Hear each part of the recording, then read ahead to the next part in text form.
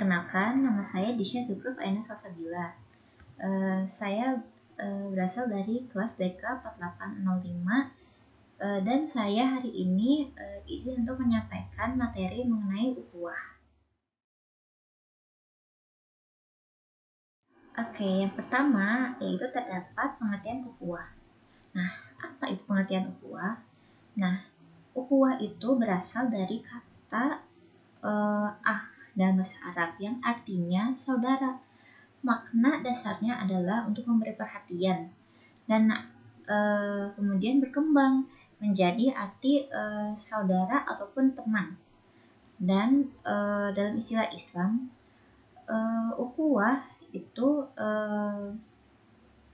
memiliki konsep persaudaraan yang didasarkan pada ikatan tertentu.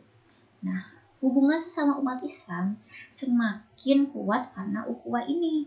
Nah, salah satu ajaran Islam itu mengenai konsep persaudaraan.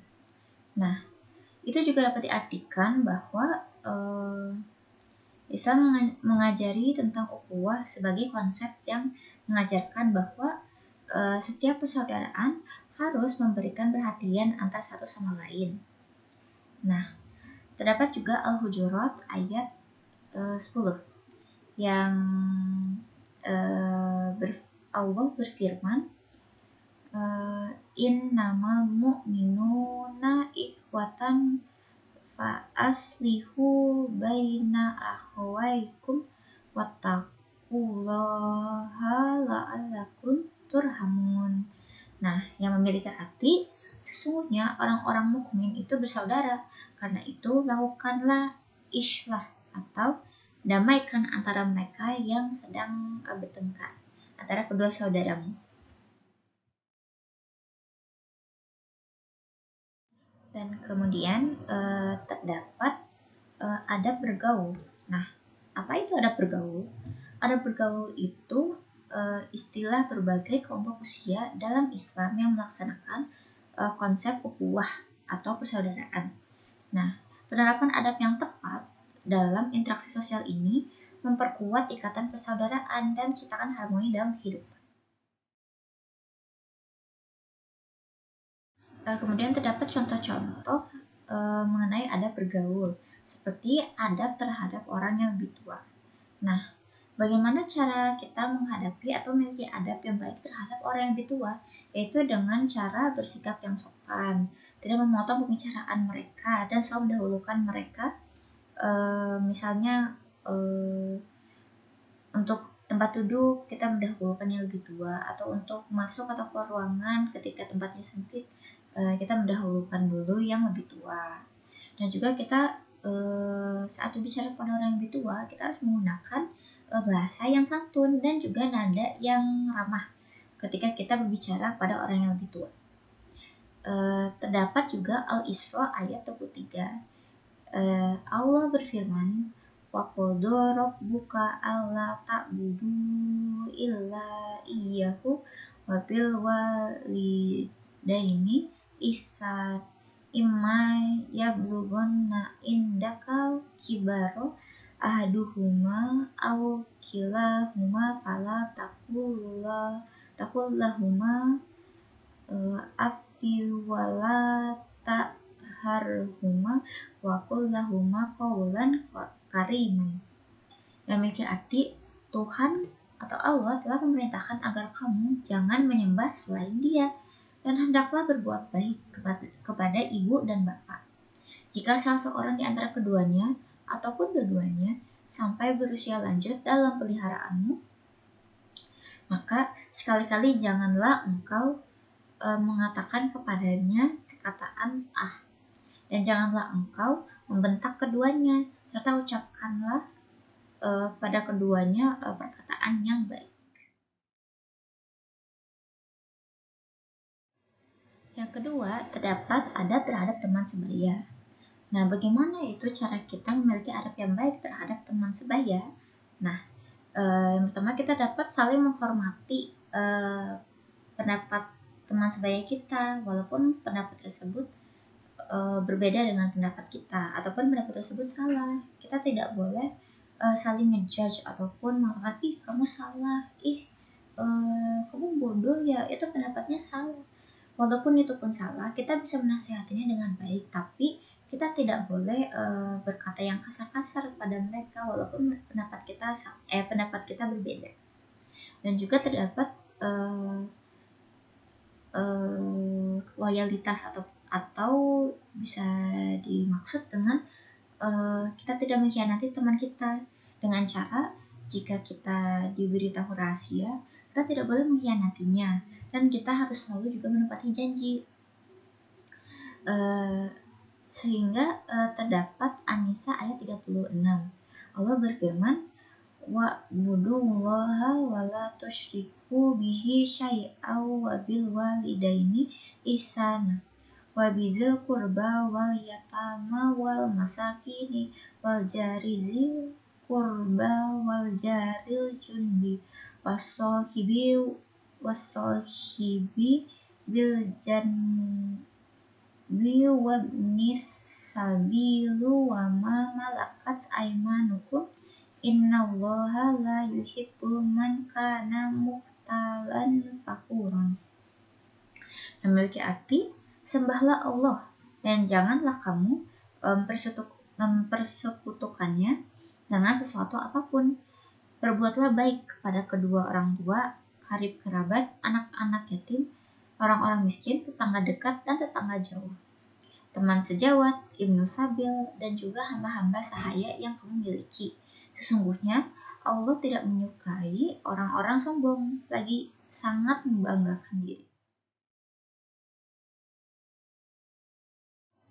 Yang ketiga, terdapat adab terhadap orang yang lebih muda. Nah, ini kebalikan dari yang lebih tua. Bagaimana cara kita memiliki adab yang baik terhadap orang yang lebih muda?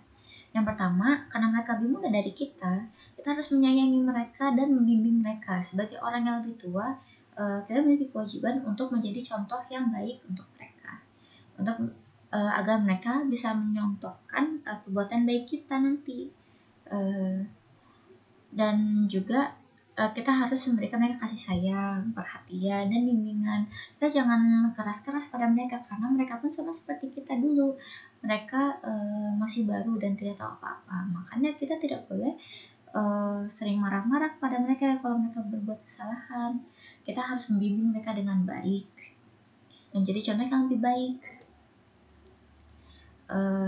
Sehingga terdapat surat An-Nisa ayat 36. Surat An-Nisa ayat 36 itu sama seperti adab yang adab terhadap teman sebaya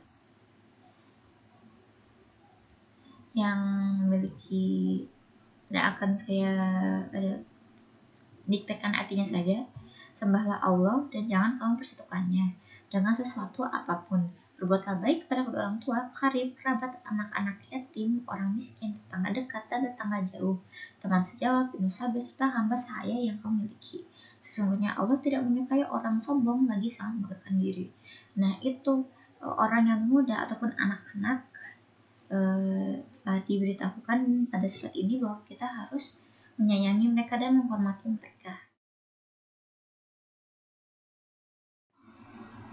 Dan yang terakhir yaitu terdapat adab terhadap lawan jenis.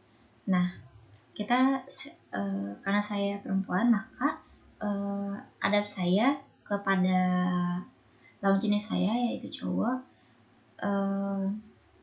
saya harus berbusana yang sopan dan menutup aurat. Dan kita pun tidak boleh berduaan walaupun kita teman dekat.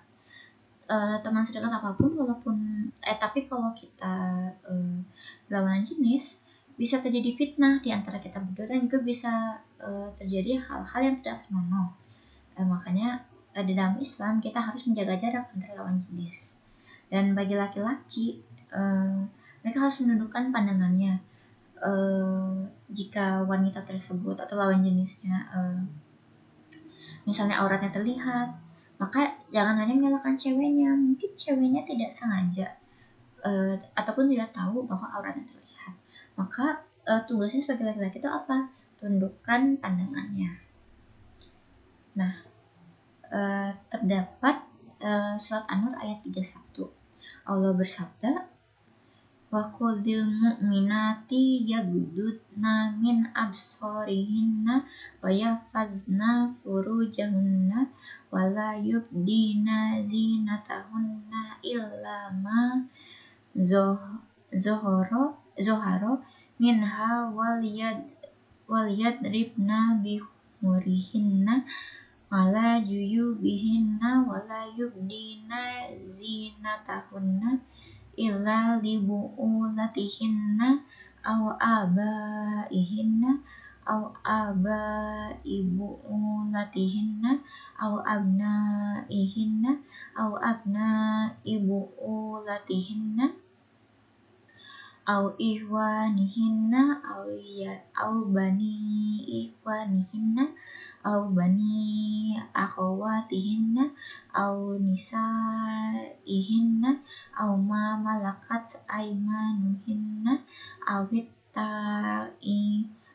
tabi'ina ghairi awlil irbati minar rijali awit tifli allazina lam yuzharu ala auratin nisa'i wala yadribna bi arjulihinna liyu'lama ma yukhfina min zinatihinna wa tu'bu ilallaha jami'an ayyuhal mu'minuna la'allakum tuflihun.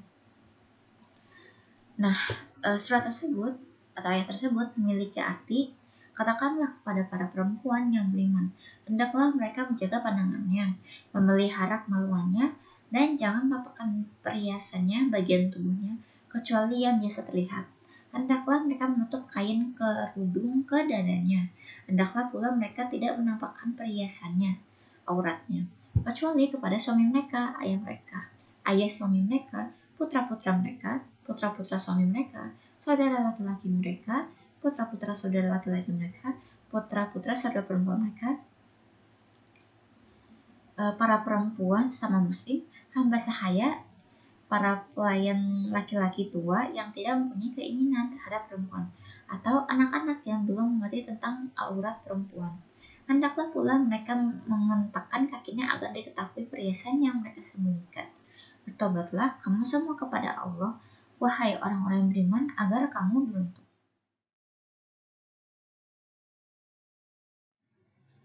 Nah, yang terakhir terdapat keutamaan dan manfaat dari ukhuwah.